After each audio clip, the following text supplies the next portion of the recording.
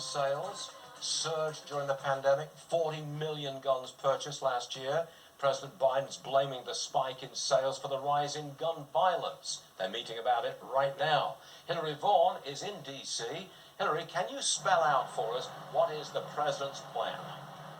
Well, Stuart, they're really focusing on not just how criminals are getting their hands on guns, but even how some people are legally purchasing guns and then where those guns go. A Biden administration official telling me today that they are taking a look at legal gun purchases where a gun owner passes a background check, but they say that's a concern because they believe then some of those guns that are legally purchased could be handed off to criminals. In major U.S. cities, in New York, shootings are up 38%.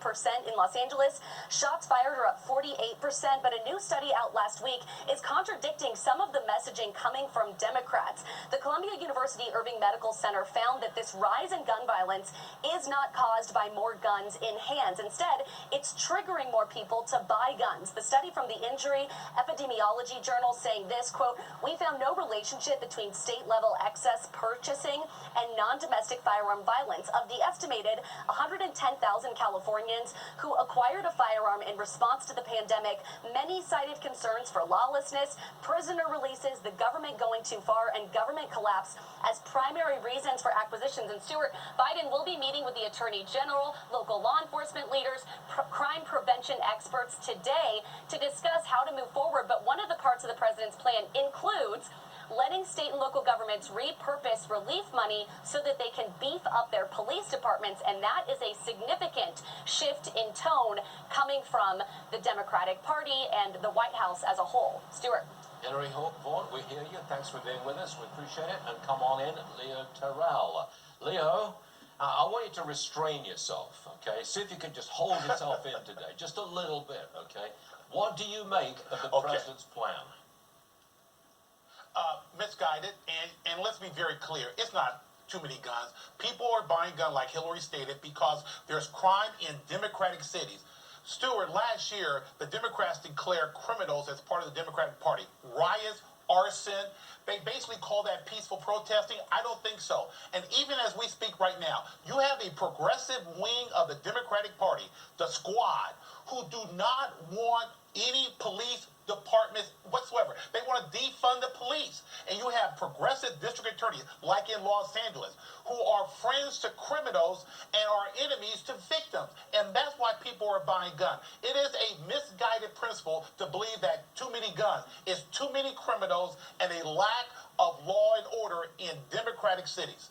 Do you think it's a major negative for the Democrats going into 2022? Oh, absolutely. That's why they're lying and trying to claim that Republicans are are in favor of defunding police. Let me be very clear. The Democrats will lose in 2022, primarily because the lack of law and order is going to be the number one issue, not COVID. COVID is not the issue. It is a lack of law and order in democratic cities, the same cities that claim systemic racism exists. Figure that out. It doesn't make sense. The Utah chapter of Black Lives Matter is getting some backlash after they called the American flag, quote, a symbol of hatred. The NAACP says, we do not agree with that statement and reject the idea that flying the American flag is a racist message. All right, Leo, the people in Utah actually went even further. They said that when they see someone flying the flag at their house, they know that person or people are racists. Now, again, I ask you to hold yourself in on this one, Leo, but go ahead. What do you make of all of it? This might be tough. This might be tough because let me sit here. I got some breaking news. No organization speaks for 35 million black Americans. The black chapter of the Utah Black Lives Matter does not speak for Leo Terrell or millions of Americans. This is the insult that they claim that black Americans are offended by the flag. I love the flag. Okay, and I would submit to you that 95% of black Americans love the flag. This racist fringe group is just what I'm talking about, Stuart. They think they speak for black Americans. They're part of the Democratic Party, and this is the problem. And you have white liberals who are not speaking out, criticizing this racist viewpoint about the flag and how black Americans think. Black Lives Matter does not speak for Leo James Terrell. Did you see the breakdown in the voting for the Democrat primary in New York City. Eric Adams, a former police officer who wants to bring back some control measures, he won, and he won in those parts of the cities which is heavily people of color. The real progressives won in Manhattan, full of white liberals. What does that tell you about where black sentiment really is? Well, I'll tell you, black sentiment feels and supports law and order. And it's going to be very, very important for people to understand that. That's what I'm saying. White liberals think they speak for black Americans. They do not. There's a disconnect, Stuart. The key here is this. Eric Adams talked a good game. Let's see if he's going to fund the police. Let's see if he's going to take care of the crime in the street.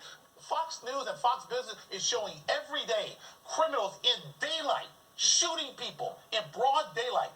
That is outrageous. It has to stop. And like I said again, the Democrats are in trouble in 2022. Leo, you wound yourself up nicely, but you restrained yourself right at the end there. You did. Thank you. You're doing all right. It's always a pleasure, Leo. Thank you. Please come and see us again. Thank you, sir. Yes, sir. Thank you. My pleasure. Tomorrow, the Major League Baseball All-Star Game. Republicans are paying a lot of money to run a political ad during the game. All right, Lauren, what's the ad all about? It's by the RNC, and it claims that Democrats stole the game because they lied about Georgia's voting law that places new restrictions on voting. Let's listen. Even though a majority of black voters support laws like voter ID, to Democrats, it's just a game. But we're the ones who got played. As a result, the MLB, the woke MLB, they consulted with teams and players. They moved the game from Atlanta to Denver at a $100 million cost to Georgia because the local businesses, well, they're open, but who's coming in to watch a game that's not there? Do we know how much they're paying for that ad? 7 figures. 7 figures? Yeah. Okay. Putting some money out there. Mm-hmm. Back to the Top markets. Looking bottom right.